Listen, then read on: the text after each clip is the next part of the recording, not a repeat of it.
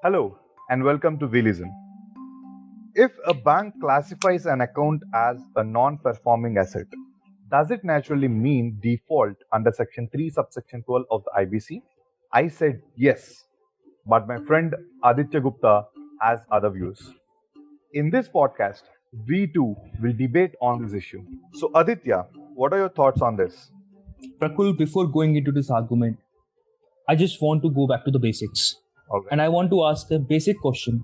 Mhm. Just tell me what are the prerequisite criteria to win an application admitted under Section 7 of the IBC Code? Okay. This is something not new, but still, yes, as per the innovative judgment of the Supreme Court and also as per the statement of reasons which has been provided under the Insolvency and Bankruptcy Bill 2015, there are three basic conditions for admission of any Section 7 application, that is, an application filed by financial creditor. One, existence of default.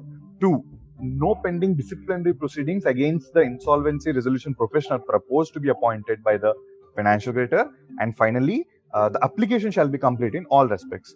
And apart from this, it was very clearly specified that NCLT cannot exercise its discretion beyond these 3 points. So yes, Aditya, what is it that you're trying to derive out of this?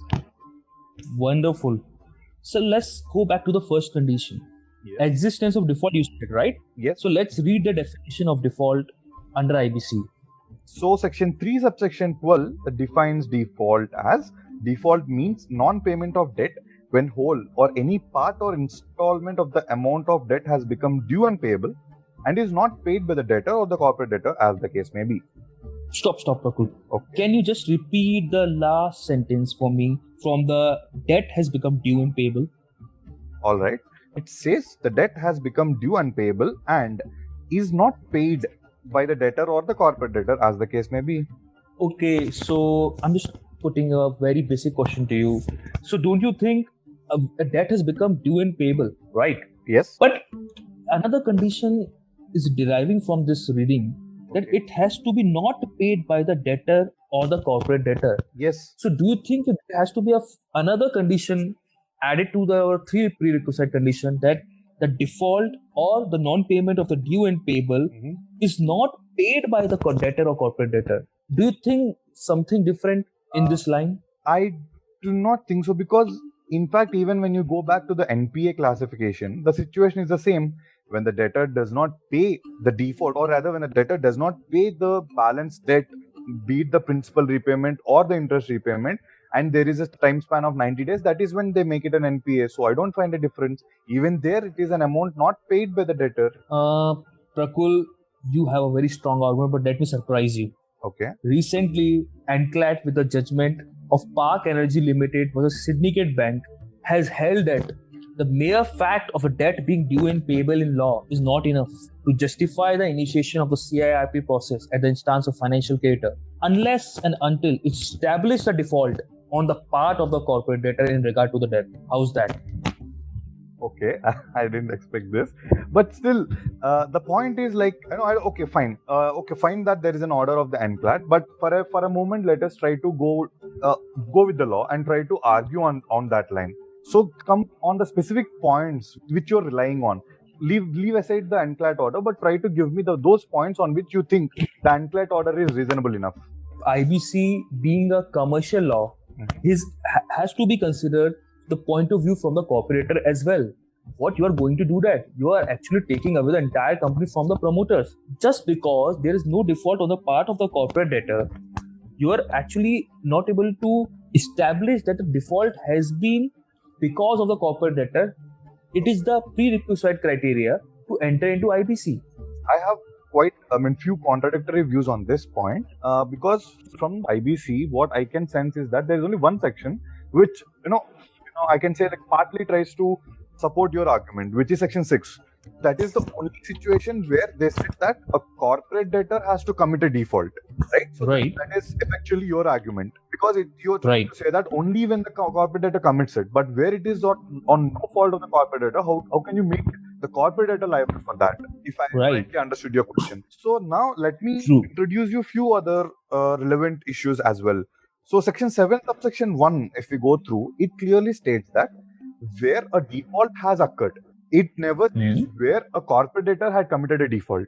It only says where, or rather when a default has occurred. Then immediately the FC can initiate CARP. So this is my point for your consideration. Okay. I just want to say Mhm. under section 7 subsection 1 you have discussed about the word default Correct? again. Yes. Default. So what I'm trying to say is that we need to read this definition of default from a point of view of a mix of a legal and commercial angle here. Okay. Like like by a literal interpretation, I'm 100% in agreement with you Mhm. that the default has been incurred, that you have appointed the IRP, you have the application complete. So what else we need to say? But here, what we are trying to say, the impact of application being admitted here. All right. So unless and until you have established that part, that the default has been because of the non-payment by some negligence or some kind of you can say by the reason of the default of the corporate debtor only, we need to establish that fact. Because just imagine there is till right now there is no scope of raising disputes under section 7 in IBC, but there is a very wide scope to raise these kinds of observation under section 8 and 9 in the case of operational creditors. So there has been given a valid kind of argument to both the parties before admitting an application that we cannot admit application as an NCLT unless and until we have established the fact that the corporate debtor has intentionally not adhering to the terms and condition on which you both the parties agreed and is not paying you. But under section 7, if we are going just by a mechanical reading of the law, there is no kind of defense on the part of the corporate debtor. And mind you, the consequence of section 7 and section 9 application, section 8 and 9 application is the same. The board will suspend it. Correct. So don't you think if the consequence of two sections which trigger the same kind of process should have the same kind of defense mechanism as well? Under section 7, what they are trying to establish, the NPA trying to establish, yes, there's a default. Yes, you have completed the application. Yes, there's an appointment of IRP, but you have to establish that the default has been on the part of the corporate debtor. Here, the TRN agreement is a kind of arrangement among the bankers for the purpose of routing of the cash flow of the corporate debtor. And the corporate debtor is placing the reliance that all the members of the consortium will adhere to those terms and conditions, and they will allow the payment to each other through this document. If somehow there are some disagreement between the two members of the consortium and they have not disbursed the amount to another member, what is the default on the part of the corporate debtor here? All right. So, okay.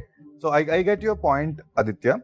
So now coming back to our main question, that where a bank had classified an account as NPA. So now let us just spend a minute on that. When we said that there is a default, it naturally for the banks, it's a mandate that they have to report, in the sense that they have to classify that account into SMA, and then subsequently it will be classified as an NPA if it is sustained for more than 90 days. So now you're trying to say that just because it has been classified as NPA by a financial creditor, it should not mean that it is default as per IBC. Is that your point? Right now, under IBC, earlier there was two kind of situation: an inability to pay debt and the occurrence of default here. So NPA here means that the corporate debtor has unable to pay the three months installment to the particular bank. But still, I'm going again at the risk of repeating my point here, that the occurrence of default has to be by the reason intention of the corporate debtor here. So somehow, yes, you're saying I'm agreeing to this point that classification of NPA is always not equivalent to the incurrence of default by the corporate debtor. Okay. Please, and after that, the application being admitted automatically. Okay. This is my point till now. Okay, Aditya. Maybe we should end it here. So we have tried to put our views. So like maybe I pray that this has to be appealed before the next court, that is the Supreme Court. But I don't think Aditya would be in favor of that, because yes, I mean, of course, I partially agree with Aditya's point of view as well, that there should be some kind of a such kind of a treatment where a default of course. And I think when I listen to the facts of the case put forward by Aditya, the facts have been so specific to that case that we cannot derive a generic principle as such that in all cases this should be the scenario. But at the same time, we should be wary of the fact that there is definitely an exception. Right. So thank you so much, Aditya, for all your thoughts. Thank you so much, Prakul. Thank you.